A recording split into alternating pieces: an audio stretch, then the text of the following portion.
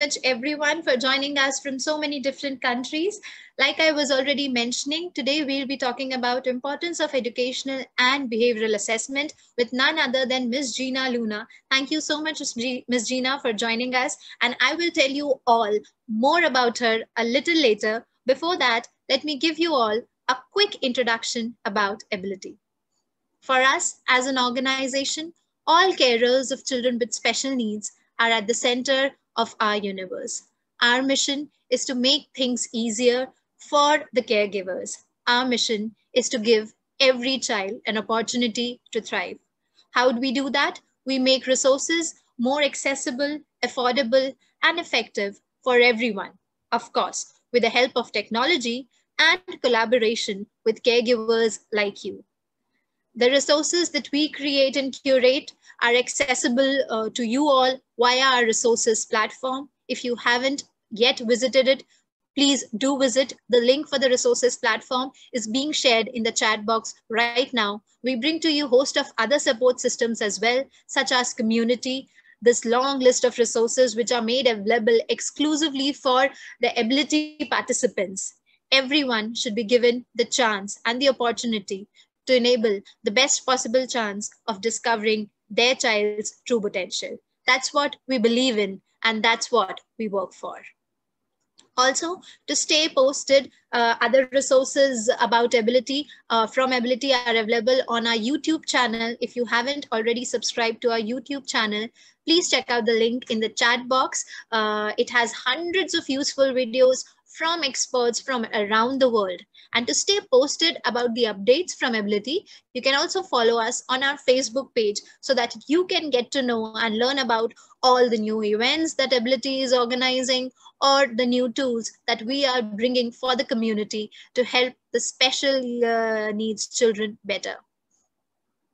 To stay posted about the events from Ability, another way is constantly checking this page, that is app.ability.com/events. This page has a list of upcoming events from Ability, be it workshops or webinars, and also has a record of all the past sessions that has been conducted by the organization. What you need to do is you need to log into your Ability account to be able to easily register for any of these events. If you don't already have an Ability account, you might need to enter a few basic details about yourself, which you can do while registering for any of our webinars or workshops. And once that is done, you already have access to an Ability account, which could be used later. Stay logged in and register for any of the workshops or webinars simply by clicking on this orange little button visible over here. We also offer the Ability membership plans so that the users can get access to the amazing workshops from experts around the world easily. You can either become an yearly member, a monthly member, or you can subscribe for the quarterly membership. So the choice is yours, but becoming a member has many advantages, like you get access to the resources tool, you get access to 6 or more workshops, and many more things. You can get to know more by visiting the membership landing page that is being shared in the chat box right now. But without further ado, let me come to our event for today. So today's event will be conducted by Miss Gina. She's a strong advocate for making a difference in the life of children with special needs. She produces and composes songs inspired by her 2 sons on the spectrum. How special is that? She's a scholar who holds a master's degree in education major in special education, and she's currently pursuing her 2nd master's degree in education major in autism. She studies at the University of Massachusetts, USA. Her accolades include 2019 Most Outstanding Alumna Award in the field of special education, Outstanding Research and Presentation at the International Conference for Social Sciences and Humanities held at Harvard Medical School. She's a lifetime member of International Honor Society in Social Sciences, Pi Gamma Mu, member of the International Honor Society of Pi Kappa Pi, and recipient of the Jington Medallia Award. Wow, their colloids are too many that I think so the space is falling short to list. She's also a resource speaker on the autism awareness, behavioral analysis, learning disabilities, and other related topics in different schools, public and private offices, and also social organizations all over Philippines. Your contribution to the special education community is significantly high Madam Gina. So without further ado, I would request you to start talking and maybe guide our attendees today with the topic and also about your journey.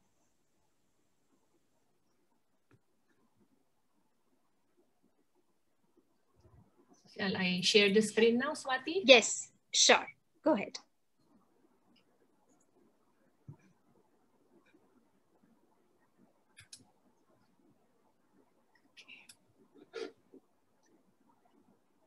Okay. Swati, thank you so much for the introduction. I feel truly honored and humbled. And before I start, I would like to thank Ability for giving me the platform to introduce importance of educational and behavioral assessment. Okay. The topic or the outline for my presentation tonight is the effects of behavior and intervention mismatch, assessment, the types and reasons, functional behavioral assessment, functions of behavior, who are the beneficiaries, and then we will do a case analysis and what is the next step. Now, I'm sure a lot of you are teachers or parents or parent teachers. In this presentation, these are used interchangeably. So when I say parent, it can be teachers or parent teachers. Now, let us imagine a scenario. We are a teacher, parent, or parent teacher. We are very, very good at what we do. We are well equipped. We are passionate. We are dedicated to our job. And we are knowledgeable. And also we exude an aura of kindness. Perfect, right? Then a student is assigned to us. This student has a challenging behavior. Now, since we are all equipped, we take the challenge. We give our best. We teach the child. Everything that we've got, we gave our all. But the child is not learning. We tried our best, yet nothing happens. The child plateaued or the child regressed. So what happened? Now we begin to doubt ourselves. And teaching becomes aversive. We don't want to see this kid anymore. We don't want to go to work anymore. Then we try to think what happened. Then we want to give up. Now, what happened was your expected behavior did not happen. Instead, you develop a behavior contrast, meaning the target behavior became the opposite, resulted in the opposite of what you want to do. So things like this happen. Why? The answer there is a target behavior and intervention mismatch. When the target behavior and the intervention do not match, no matter what you do, no matter how hard you try, no matter how good a teacher you are, it is very, very difficult to see an improvement. So to illustrate, let us illustrate this. Imagine a child, a special child, a child with autism. One of the manifestations of a child with autism is flapping. And very often, when we address this behavior, there is a mismatch between a behavior and an intervention. This is how it happens. You see a special child, that child is flapping. The initial reaction of a parent or a teacher is to stop the child from flapping, because flapping is a socially unacceptable behavior. But what if the child is flapping to communicate? If we stop the child from flapping, then we stop the child from communicating. See, there is already a mismatch there. So what do we do in situations like this? First, we have to observe the child. Is the child flapping occasionally, intermittently, or with a pattern? If the child is flapping occasionally, it means the child is trying to communicate. That also happens to us. If we are happy, we clap our hands. Or if we are happy to see someone, we wave our hands. That is a form of communication. So if we don't read that properly, if we try to stop the child from clapping, then we stop the child from communicating. But what if the child flaps with a pattern? Every 10 minutes, the child flaps without a trigger. Every 10 minutes, the child flaps. Then with that, the child is no longer trying to communicate. Instead, the child is trying to stimulate himself. But again, you do not have to address that right away. We have to investigate. We have to investigate, because if you do an intervention right away to address the sensory processing issue, then you might have a mismatch. So how do we observe that? First, observe if the child is flapping in front of his eye. If the child is flapping in front of his eye, then he's stimulating himself visually. If the child is flapping near his ear, then he is stimulating himself auditorily. Then if he is flapping anywhere else, then the child is stimulating himself proprioceptively. See, the simple gesture of hand flapping can lead to different functions. That's why it's very important for us teachers and parents to observe and see and assess what the function is before we design the intervention. Because if the intervention, again, and the behavior do not match, then instead of helping the child, you are doing more damage, okay? Another example of a mismatch. They brought a child to me for assessment. I was told that this child did different interventions, but they couldn't help the child because he still keeps on scratching. What he does is he scratches his fingernails to walls.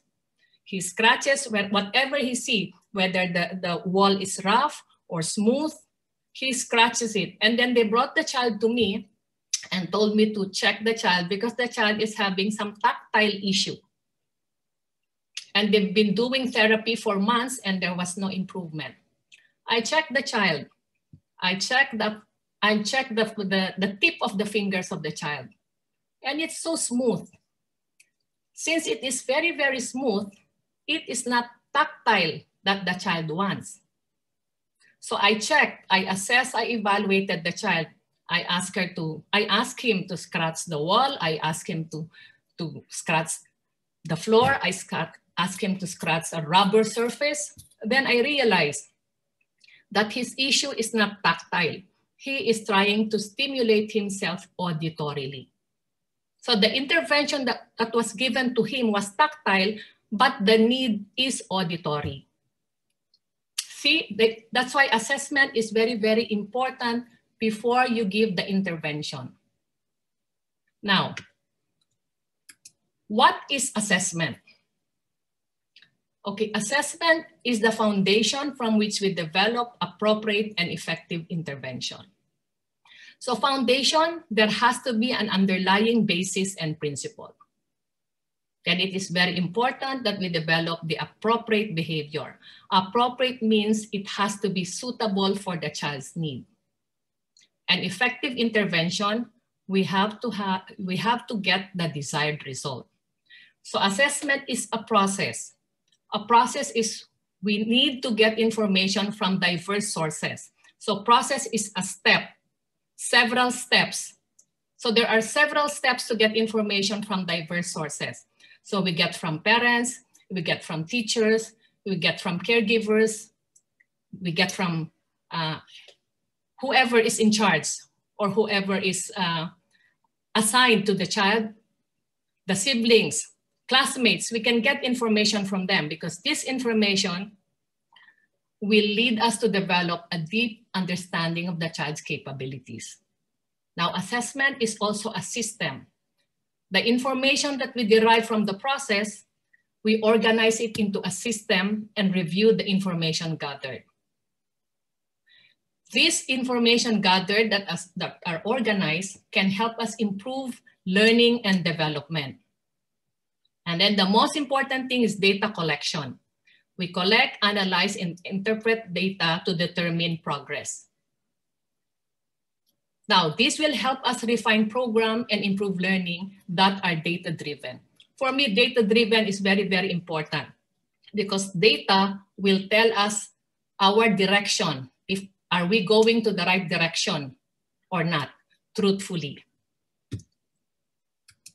Now, there are different types of assessment. Okay, there is a medical assessment. We need a medical assessment for the child's diagnosis. We need to know the medical diagnosis of the child because we teachers cannot give diagnosis. It's only the medical practitioners who can give medical diagnosis. Now, why do we need medical diagnosis? Because we need to know what are the medical issues of the child. Medical issues such as the medicine that the child is taking, the allergies. We need this because this can impact the behavior of the child and can affect our teaching. Example, if the child is taking medication for hyperactivity, then we should know what time did he take the medicine. Now, during intervention, is that hyperactivity because of the medicine, because of lack of medicine, or is it really because he is hyper? Then we also need the recommendations so that we have a guide. Now, medical and educational assessment should run alongside each other. They are not contradictory. They can run parallel each other. For educational assessment, there are a lot of educational assessment. Some are done by licensed professionals, but some are done by professionals without license, or some can be done by teachers and parents. Okay, what I will teach you now is an assessment that you can do at home, even without the guidance of a professional. Now, some of the educational assessment are functional behavioral assessment, skills assessment, preference assessment, VB-MAP, ABLs, and AFOs, and a lot more. There are a lot of educational assessment. But similar to intervention, the educational assessment must match the need of the child. For functional behavioral assessment, you need that to determine the function of the behavior of the child. For skills assessment, you need that to determine what are the strengths and the weaknesses of the child or the present level of performance. For preference assessment, what are the preferences of the child? You need to know that because you will use that as your reinforcer. VB-MAP is for children who are nonverbal, and ABOs and AFOs are from adult special kids who are functional. See, there are a lot of assessments, methods, and techniques. So you have to check what is the need of the child, and then you choose whatever educational assessment that is suitable for that need. Now, there is also an informal assessment. Informal assessment is self-assessment. The child can assess himself. Peer assessment, his classmates can assess him or anyone involved with the child. Informal assessment are purely observational. Why do we go for assessment? Okay, we go for assessment to determine the present level of performance of the child. We have to have a baseline. In the present level of performance, there you can determine the strengths and the weaknesses of the child. Now, you strengthen the weaknesses, and then you develop the strength. Then from there, you can identify the problem behavior. In identifying the problem behavior, you have to be very, very specific. It has to be measurable and observable, because if it's not measurable and observable, you cannot check if the child is improving or not. Then you have to identify the a replacement behavior. In this example, if the identified problem behavior is talking out of turn, when you extinguish that, you have to replace talking out of turn with a replacement behavior. So what is an appropriate replacement behavior for talking out of turn? Raising hand or tapping before talking or asking permission verbally. So these are replacement behavior. Replacement behaviors are appropriate behavior to replace the problem or target behavior. Then as mentioned earlier, we have to identify the preferences and the reinforcement. And to determine the functions of the behavior. Why do we need to determine the functions of the behavior? We need to determine the functions of the behavior to know the reason why that child is doing or performing that behavior. And then we have to determine the baseline. Again, baseline is to know the present level of performance of the child. So that the importance of baseline is the baseline determines if our intervention is effective or not. So who are the beneficiaries of assessment? The beneficiaries of assessment are the students themselves, the family, the school, and the community. Now, the student, of course, better intervention, better person. With assessment, you can improve the academic achievement of the child. It closes the gap between the current knowledge, which needs improvement, and the learning goals. It enhances student motivation. When students are motivated, their performance improves and they perform better. Assessment increases students' engagement. If the functions are identified, then they find meaning in their work. And personalized learning experience, assessment is personalized because some strategies may work for one student, but may not work for others. And self-regulated learners because multiple opportunities to review and correct their own work to build independence and autonomous thinker. We have to remember, regardless of intervention, regardless of what we do, regardless of what we teach, our ultimate goal or terminal goal is for the child to be independent. Now, the teachers. We teachers are also beneficiaries of assessment because assessment is equated to better management. If we have assessment provides valuable information. If we have all the information needed about the child, then we can design a better program.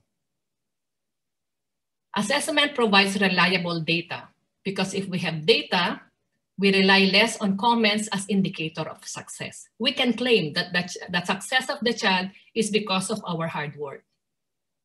And then assessment provides evidence that teachers, parents made the difference in the student learning. Okay, so with that, we enjoy greater satisfaction in our work as educator. And assessment offers a larger view of students' needs and accomplishment. Because with that, we can identify the direction for future instructional development.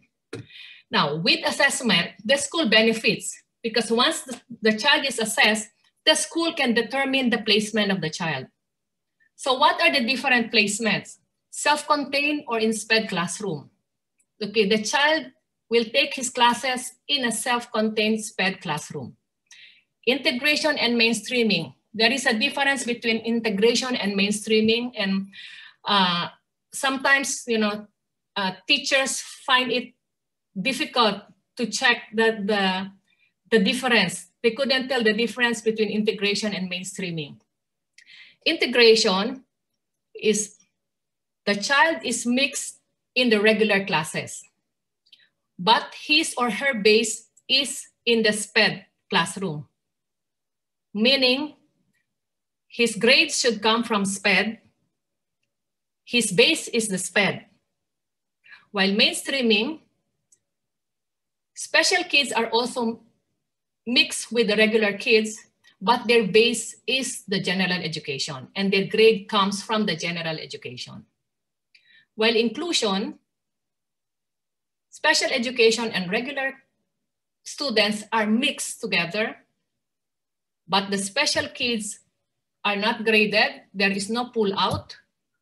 or their mixture is based on mental aids. It's mixed on actual aids, not mental aids. So as you see, assessment is an integral part of instruction as it determines whether or not the goals of education are being met. And assessment affects decision about grades, placement, advancement, instructional needs, curriculum, and in some cases, funding. Community. The community also benefits because with assessment, the child can be integrated and participate in the community because their socially unacceptable behavior can be addressed. So the community becomes aware and they aware of them, of these special kids, and they learn to embrace their diversity. Competence. Now, these kids are now being recognized for their strengths, skills, and abilities. And if they can integrate with the community, they can also get the respect and value of the community members. And they're not being seen as out of norm or out of curiosity, but children who belong when they are valued by others. So they have a sense of belonging. Now, with that, the importance of assessment to teachers and parents. Assessment assists teachers and parents to gain understanding of the current situation. What is the problem? What is the present level of performance? What is the history of the child? And then with that, we can come up with the knowledge on how to improve the target behavior. Once we determine the target behavior and understanding of current situation, then we can come up with our required resources. So required resources meaning our curriculum, our goals, our objectives, our lesson plan. So with that together, if you put that together, then we can come up with a better action that improve learning outcomes. So now from general, earlier we talked about assessment in general. Now we go specific. We go to functional behavioral assessment. So what is a functional behavioral assessment? Straightforward, very simple. First of all, I chose functional behavioral assessment because this is something that you can do at home. Parents and teachers, you can do this, you can assess your own child. Here, you do not need a behavior analyst or a professional to assist you. You can do it on your own. So what is functional behavioral assessment? Straightforward. It determines the occurrence and non-occurrence of behavior and its function. Now, it is a part of school. In some countries, especially in the States, it is a part of school evaluation. The school are obliged to give a functional behavioral assessment if behavior gets in the way of learning, whether the child is special or neurotypical. When a student is disciplined or removed from the school, before they discipline the child or remove the child from the school, they have to undergo a functional behavioral assessment. And legally in the US, not doing a functional behavioral assessment is denying the student an appropriate education. Now, in functional assessment, it says that it determines the occurrence and non-occurrence of behavior and its function. Okay, there are 4 functions of behavior. Okay, I will discuss them one by one. So what are the 4 functions of the behavior? It's sensory, escape, attention, and tangible. Now, I want to ask all of you in the audience, think about it. Whatever you do or whatever you did in your life, whether your relationship with your husband, with your children, with your friends, you behave the way you behave because of these 4 functions. Sensory, if you feel something. If you are in pain, you act differently. If you are hurt, you act differently. Okay? And then escape. If you want to avoid something, you act up. Okay? Tangible. If you want your husband to buy you a bag or dress or something, you act up. And then sensory. Sensory, escape, attention, intangible, or if you want attention. See, you behave the way you behave only because of these 4 reasons. Now, when you go home, when you deal with your husband, you deal with your kids, you deal with your sisters, your relatives, you try to think, why are you behaving this way? Like after the seminar, you go ahead and eat without talking to your sister, you go ahead and eat. Why? What is the function of that? Sensory. You are hungry. You feel something. You want to eat. So the function of that is sensory. See, everything that you do can all be linked to these functions of the behavior. Now, example, I'll give you an example. Escape. Escape. You are teaching your child. This is whether home-based or school-based. You are teaching your child. Now, the child does not want to study. You tried everything. He complains. He complains. He gets out of his seat. He doesn't listen to you. He doesn't write. He doesn't even open his book. Now, what behavior is that? We go back to the functions of the behavior. That is escape. Why? Because there is a task, there is an activity, and it's an unfavorable situation for him. Okay, it means that there is lack of motivation to perform the task, or that he does not want to do the task, or there is a lack of skill. Now, if the intervention does not match the problem, then you can do the child more damage. Example, the child is acting up. You are tired. You don't want to teach him anymore. You're fed up. So what do? You send him to his room. Now, by sending him to his room, you are not helping him, because once you send him to his room, you reinforce the behavior that you are trying to avoid. Because if you send him to his room, he escaped from the task, and escaping from the task is favorable to him. Now, if he does that and you continue to send him to his room, then that behavior of escape will increase. Because by acting up, by escaping the task, he gets what he wants. You send him to his room, so therefore he is getting what he wants. He can escape the behavior. So what are the suggested intervention? Don't send him to his room. Instead, you prompt. Prompting is form of assistance. You provide choices. Ask him which one of his assignments he will do first. Or task analysis. Task analysis is breaking the task into smaller components, and you teach the child per component. Or give him frequent breaks. Or use the pre-MAC principle. Pre-MAC principle, we call it the grandmother's principle. It's an if-then. If you do this, then you get this. So you don't just send him to his room.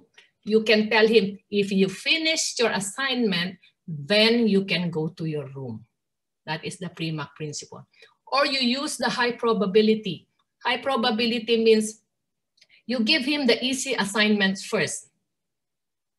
And then you give him the hard, difficult assignment. And then again, you give him the easy assignment. So you intersperse the difficult and the easy assignments. Now, the next one is attention. Attention, okay. The child behaves to get focused attention from parents, teachers, siblings, peers, or other people that are around them. Example, the child sticks his tongue out. Now, like I said, you just don't intervene that behavior. First, you have to determine what is the function of that behavior. Is the child trying to communicate? Yes, if the child is trying to communicate, then he's trying to get your attention. Now, what do you do in that situation? Most often, parents will reprimand the child or scold the child from sticking his tongue out. But the child, instead of decreasing the behavior increases. Why? Because you are giving him the attention. You have to remember, special kids, they cannot distinguish. They could hardly distinguish between a good attention and a bad attention. To them, attention is attention. So again, by scolding him, you are giving him the attention that he wants. Again, you are reinforcing the behavior that you are trying to extinguish. So what is the suggested intervention? Planned ignoring. Planned ignoring. If you use planned ignoring as a form of intervention, there has to be consistency. If the child sticks his tongue out, everyone in the family should ignore him. Because if the mother ignores him, the father does not ignore him, and then that will bring the child confusion. The child will get confused even more. Then we can also use differential reinforcement. What is a differential reinforcement? We can reinforce the correct behavior. Example, instead of sticking his tongue out, he calls you mommy or daddy. Then you praise that behavior. Or non-occurrence of behavior. If he does not stick his tongue out, and then you give him social praises. Or the next, you give him an alternative behavior. Instead of sticking your tongue out if you want mommy, you call mommy, you tap mommy. Okay, you can be creative as long as he does not stick his tongue out. In the same manner, tangible. I see this, a lot of times, especially at the candy store. The child behaves in a certain way to get preferred items or participate in an enjoyable activity. Okay, usually this happens in a candy store. The child wants a candy, mommy said no. The child throws a tantrum, then mommy buys the candy. What is mommy trying to say? You do a tantrum, then you get the candy. I overheard two special kids talking. They're talking. And I almost fell off my chair because this is how their conversation was. Child number one said to child B. Child one said to child B, if you want something from your parent, you cry and they will give you what you want. And child B said, what if I cry and still they don't give it to me? And child A said, you cry a little louder, you cry louder, and for sure they will give it to you. See how smart they are? It means because we call that, in behavior analytic term, we call that reinforcement. These children were reinforced. They were reinforced positively without you realizing. Because for them to stop the tantrums, you gave them the candy. So instead of stopping them to throw tantrum, you are reinforcing the tantrum. What are you trying to say? You cry and then you get the candy. So the suggested intervention, similar to attention, planned ignoring, differential reinforcement, and alternative behavior. And the last one is sensory. Sensory, the individual behaves in a specific way because it feels good to them. This is sometimes referred to as sensory behavior.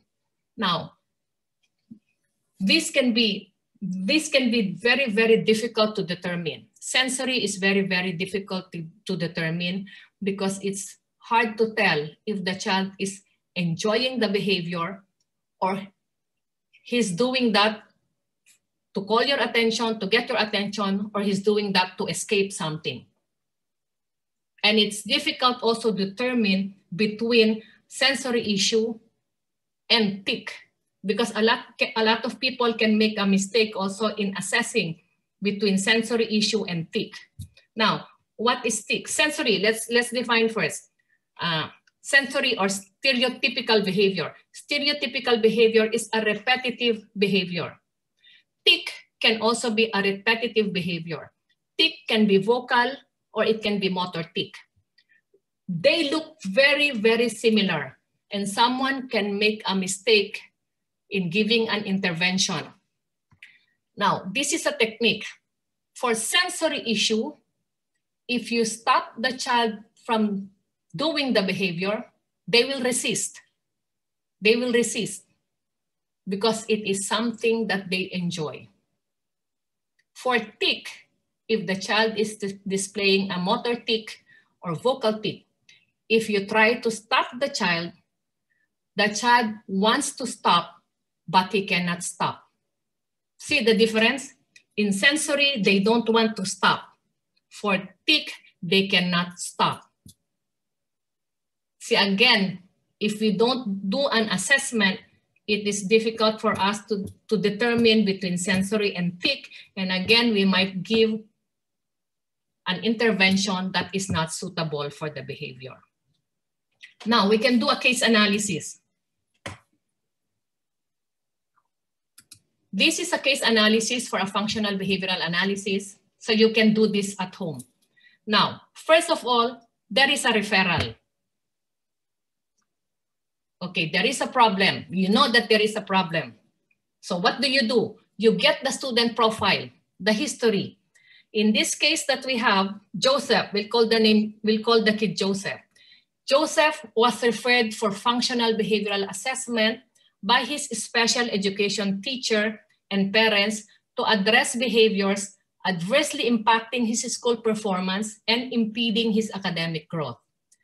The behavior also negatively impacts his classmates by disturbing the lesson's timely implementation and constantly interrupting class activities. Yes, we know the problem, but we know there is a problem, but what is the problem? We have to validate. Is the parent giving us the correct behavior, the correct problem behavior? So we just don't rely on the parent. First, we have to gather information. We have to get the student profile, demographic information, date of birth, current age, grade, date of report, anything that we can get hold of, we need that. Why do we need that? We need that to define the target behavior. Now, example, if the target behavior is speaking out of turn.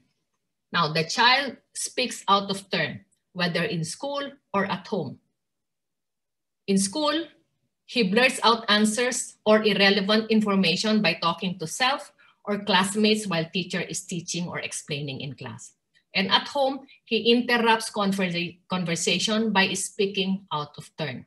Now, it is very important to operationally define the behavior. Why?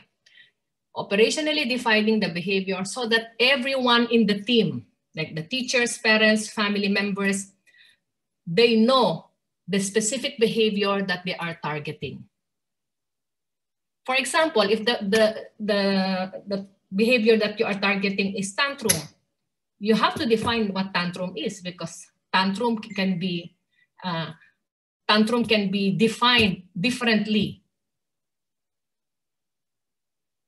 So you have to define. Now, once the target behavior is defined, we come up with hypothetical problem statement.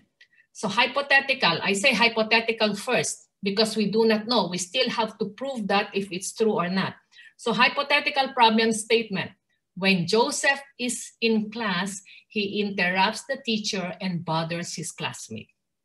Okay, for now, because we derived that hypothetical problem statement from information given by others. Now, once we have that, we can come up with, we can come up with the hypothetical problem statement. Now, like I said, for target behavior, we have to clearly and specifically describe the problem behavior, define the behavior in detail, and see to it that the behavior are observable and measurable terms. Terms like defiant, uncooperative, and difficult are subject to interpretation. Let us be specific. So how is being specific like? Sits and refuses to work, throws materials such as books and pencils, or runs out of classroom. So these are very specific, observable, and measurable. Now, if there are several problem behaviors, prioritize from the greatest concern to the least concern. So what is the greatest concern? If that behavior harms others. So in gathering information, we have to collect data. We call it indirect methods. So we collect data from parents, teachers, service providers, students, and then we provide them a checklist. So we should be able to answer the questions like when and where is this behavior happening? Where is it not happening? How often the behavior is occurring? Who is around when it occurs? What tends to happen right before and right after the behavior? So we interview and we ask questions from others.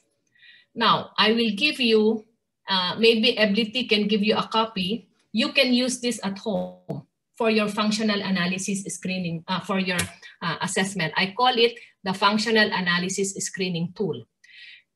This is a very easy checklist for you to use to determine the function of the child. 16 questions answerable by yes or no, and then you score. Based on the score, you can determine if the function of the behavior is again sensory, escape, tangible, and attention. Once you determine that, then it's so easy to prepare the intervention plan. And the other one is motivational assessment scale. This also determines the function of the behavior. We can give you a copy and you can use this at home. Now, after gathering information from others, you gather information yourself. Why do you need to gather information yourself? Because you need to verify if the hypothetical problem statement is true. If what others observe is true, do not rely on them. You have to come up with your own data and come up with your own observation. So how do you do that? You conduct a direct observation in the natural setting, like you do your observation in the classroom or at home. Now, there are also, again, I will give you a form or a checklist to do that. Now, we have to verify, is it true that Joseph interrupts the teachers and bothers his classmates? Now, the only time we can verify this is for us to observe Joseph in the classroom. Now, once we observe Joseph in the natural environment, we can predict what triggers the behavior and what are the consequences. When we observe, we can identify the setting events and the factors that seem to contribute to the student's problem behavior. And then we can identify the consequences that follow its behavior. Then we can examine and describe what is happening after the behavior occurs. So there is this behavior, what happens? So when Joseph, when Joseph interrupts in class, what happens before the behavior and what happens after the behavior? What is the function of the behavior? Is it attention that he wants? Is it escape that he wants? Is it tangible or is it sensory? And then once you determine, example, that it's attention that he wants, then you design your intervention based on that function of the behavior. Then, step number 3, but this one, you don't need to do step number 3. Step 1 and 2 is enough for you. Because for step number 3, functional analysis, don't get confused. There is a functional assessment and functional analysis. Step 1, 2, and 3, those are the 3 steps for functional assessment. And step 3 is functional analysis. I'll tell you what the functional analysis is. Okay. So as a parent and as a teacher, you can do step 1, which is the indirect observation and direct observation. Because with the indirect and direct observation, you can already come up with the functions of the behavior. Once you have the function of the behavior, then you can design your intervention, which is the thing that we need. Now, functional analysis should only be conducted by trained professionals or under supervision from professionals such as BCBA or psychologists. Why?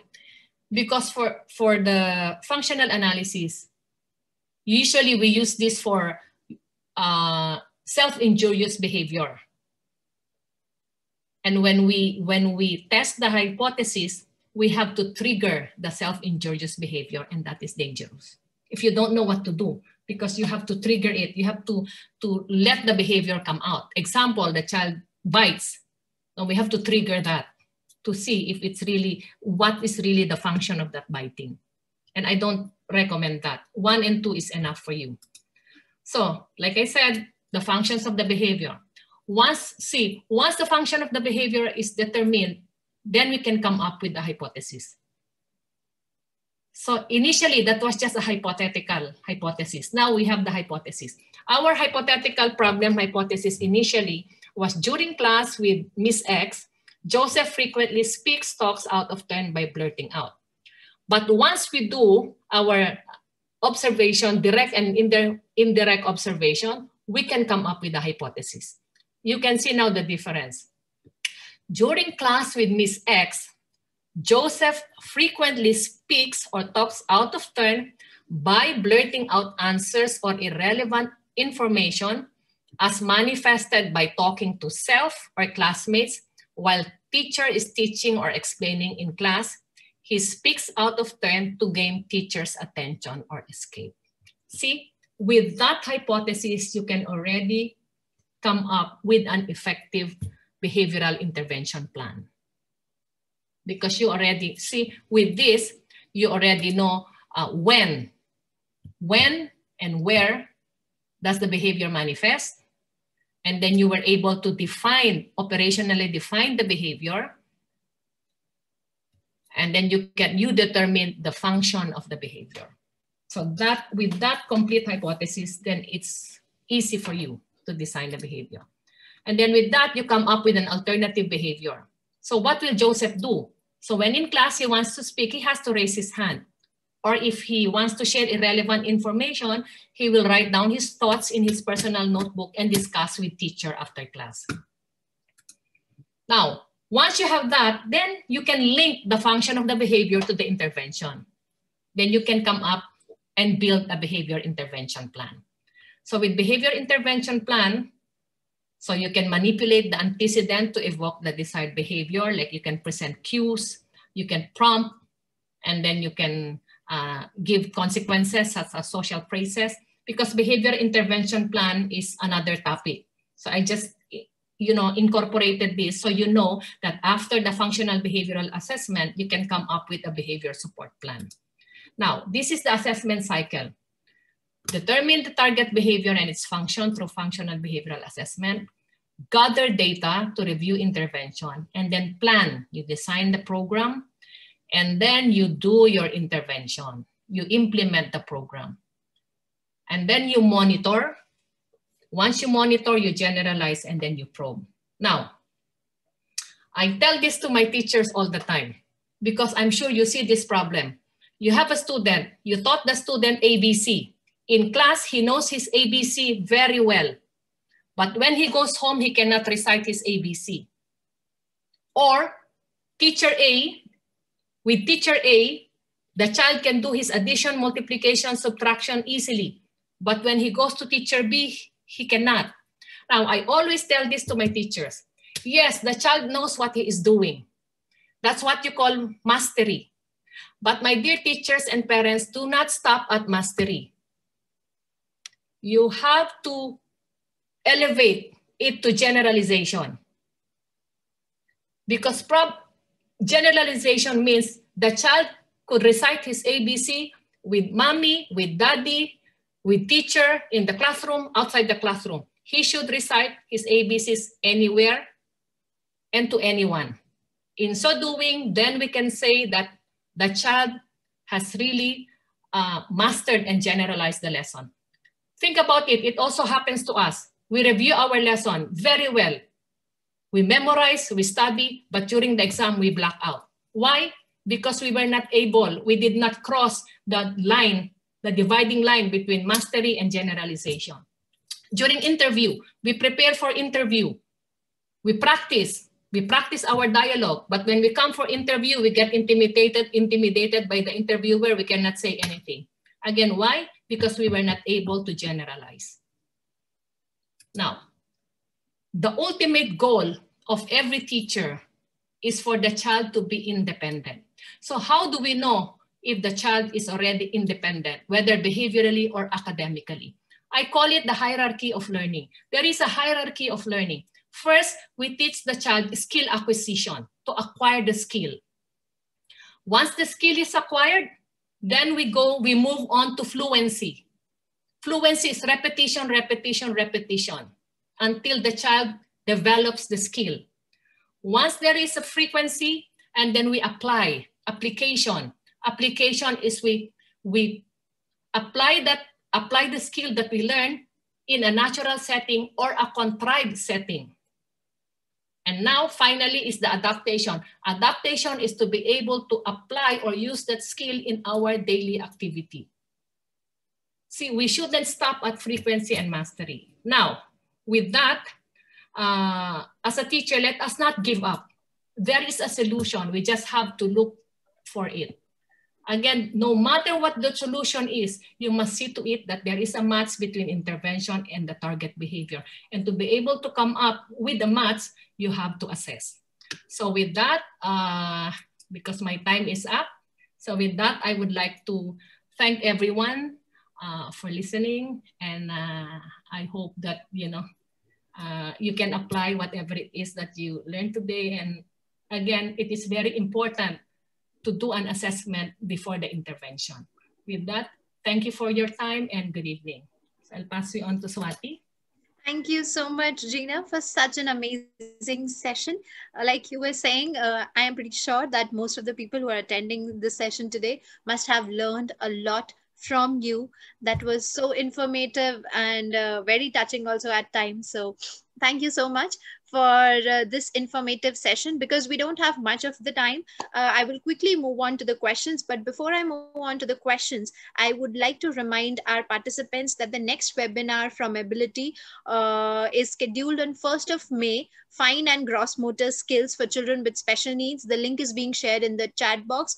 Please do use the link and pass it on to the people whom you know might benefit from it. Do not forget to register. For that, you can also check out the events page to know about the upcoming events, webinars or workshops from Ability. We also have a workshop scheduled on interventions for speaking and listening challenges on 29th. You can also register for the workshop by becoming an Ability member. So, and also there are 2 resources being shared by Gina today. She already discussed the motivational assessment scale and the functional analysis screening tool. These 2 resources are, the links to these 2 resources are also being shared in the chat box right now. You can access these resources via the Ability platform so that it gets easier for you all. Thank you so much, Gina. I'm sure this must have helped a lot of people out there. Okay, now moving on to the questions. The first question that we have is from Chamika. Chamika is asking, the child is 11 years old and diagnosed with ASD. He's already receiving therapy for speech and OT. He's a high functioning autistic kid. So Chamika is asking, how often should I evaluate or assess my child for the school curriculum and also for IQ? Now we are talking about, like I said, there are different kinds of assessments. So what kind of assessment do you like? Because usually for OT, they have their own assessment. Speech, they have their own assessment.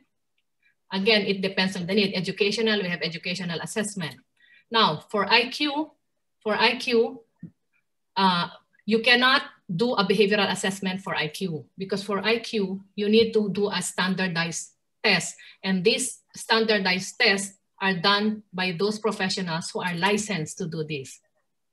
Now, if you ask me about educational and behavioral assessment, ideally, 1 year is okay. If the child is progressing the way we want it to be, 1 year is okay.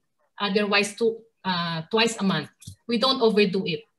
Because if we do assessment more than twice a year, sorry, we do once a year or twice a year, sorry, not a month. Because if we do it on a regular basis, if we do assessment, I'm talking of full assessment. If we do full assessment every 3 months or every 2 months, it means we're not doing our job as a teacher.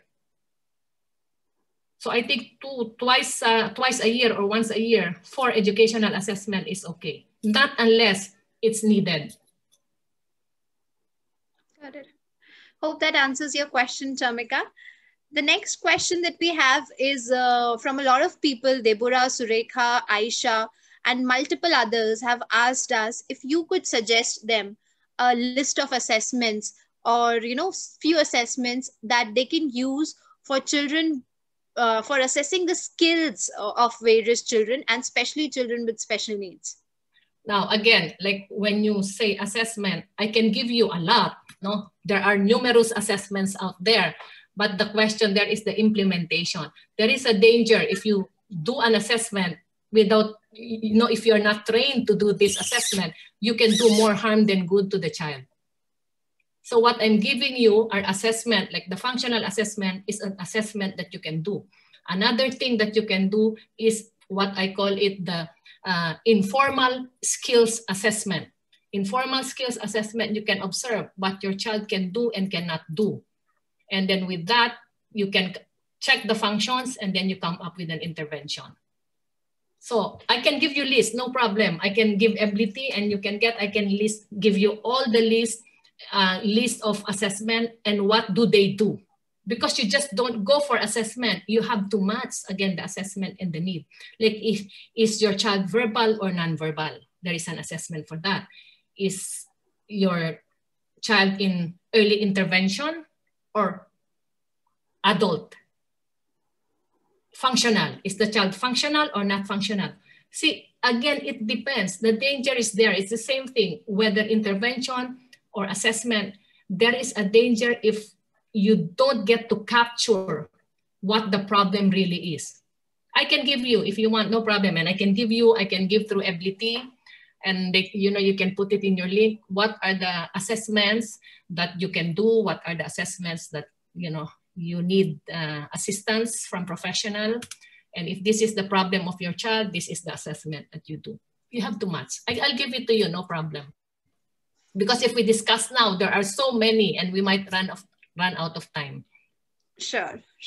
That's so kind of you, Gina. But like you said, I would again like to remind our attendees, getting an assessment might be easy, but conducting and implementing an assessment is something that a professional must do. And the way Gina is trying to help you all is by offering the assessments which you can easily implement and conduct. I'll request my team members to once again share the links of the 2 assessments that Gina has and wants to share with all the attendees today, so that most of them can benefit from it. The next question that I have is from Gretchen.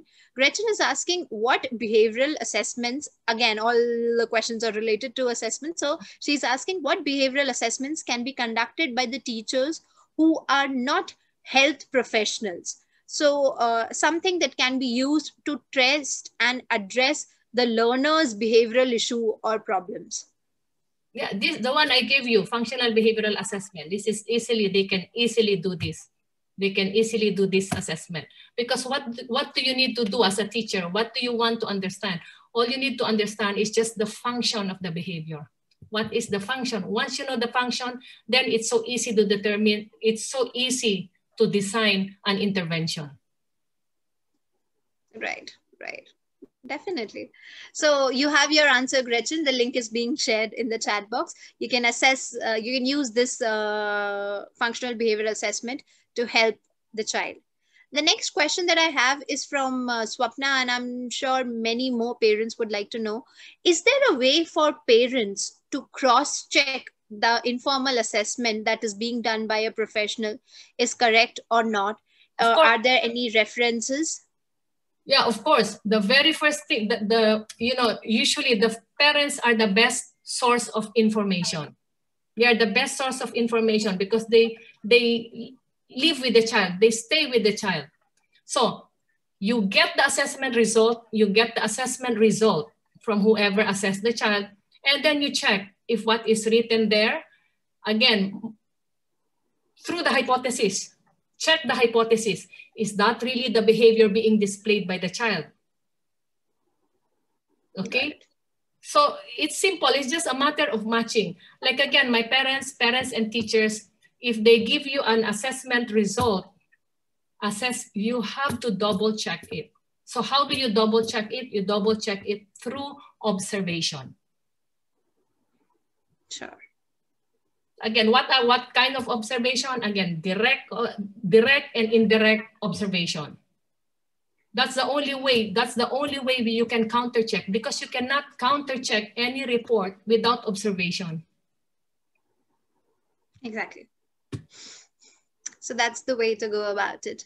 Then, since we are running short of time, I'll only be taking 2 more questions for today's session. The next one that I have is from Rizmeria. Rizmeria is asking if you could suggest some books that she could read on psychological assessment. Psychological assessment, I do behavioral assessment. So these are 2 different things. No, usually psychology is, they deal more on the internal behavior, and the behavioral analysis, they deal with more on external behavior, internal and external. But psychology, no, I cannot give you references for psychology, but for behavioral issues, I can give you. Right. And for behavioral issues, I think so. Yeah, you have already shared. So hope that helps, and hope that is relevant to something that you are looking for. Okay, the next one and the last one that we have is from Mari and Genevieve. They're asking if you could share more about what are standardized assessments and what is the difference between standardized assessments and assessments that you are sharing right now. And also, what is the ideal time interval between these standardized assessments and reassessments? Okay.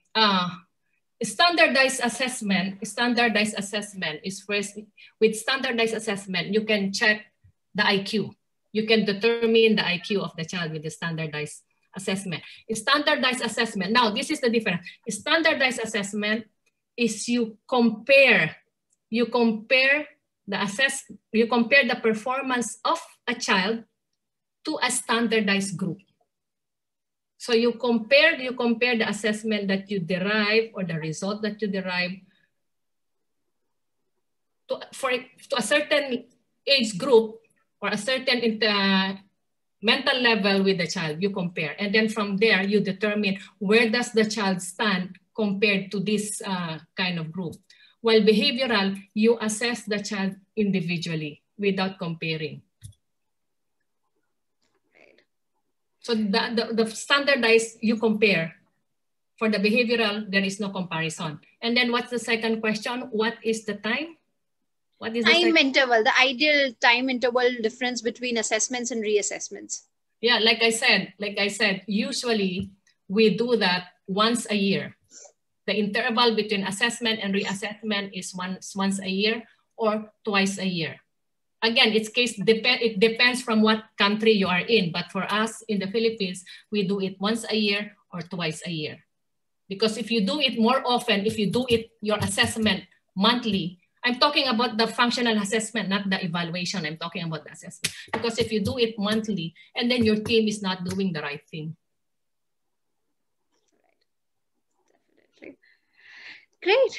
Thank you so much, Gina, for such an informative session, for answering all the questions.